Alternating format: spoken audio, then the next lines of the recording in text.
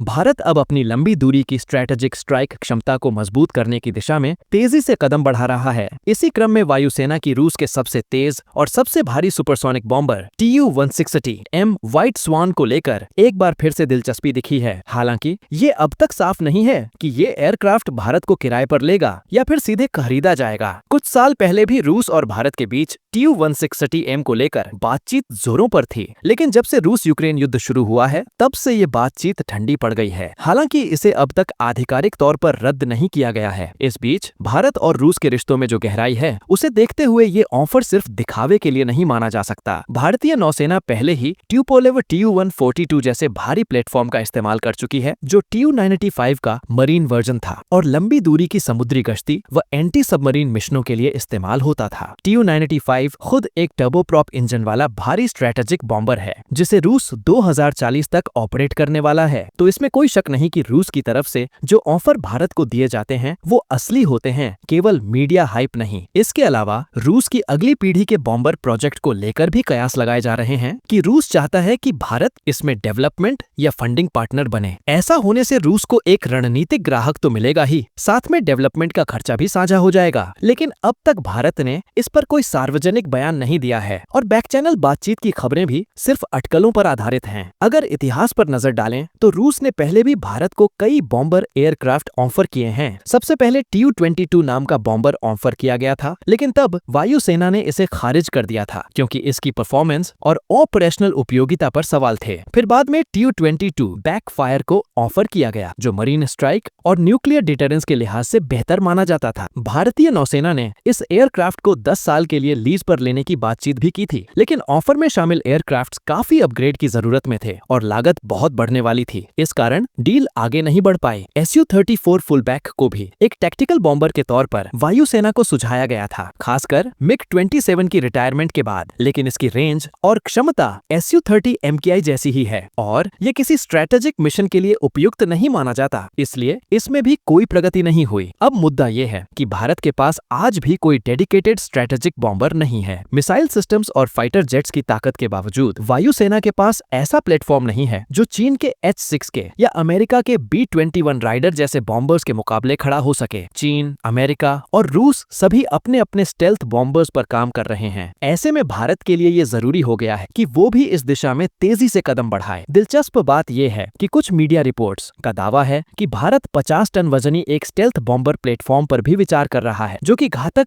UCAV project से प्रेरित हो सकता है। घातक UCAV फिलहाल डेवलपमेंट के शुरुआती चरण में है और उम्मीद है कि ये 2026 से 27 तक उड़ान भर सकता है। इसमें ब्रह्मोस NG जैसी क्रूज मिसाइलें और दूसरी स्ट्रैटेजिक वेपन्स फिट किए जा सकते हैं। इससे ये अंदाजा लगाया जा सकता है कि भारत दो रास्तों पर एक साथ काम कर रहा है। एक तरफ तो रूस से Tu-160M जैसे बॉम्बर्स लेने या उनके साथ कोलैबोरेट करने की संभावनाएं टटोल रहा है, वहीं दूसरी ओर अपनी खुद की स्टेल्थ बॉम्बर क्षमता विकसित करने की दिशा में भी लंबी रणनीति बना रहा है, ताकि भविष्य में पूरी तरह आत्मनिर्भर बना जा सके। आज की बदलती जियोपॉलिटिकल स्थितियों में भारत के लिए ये फैसला सिर्फ सैन्य नहीं बल्कि रणनीतिक, कूटनीतिक और तकनीकी आत्मनिर्भरता से भी जुड़ा हुआ है।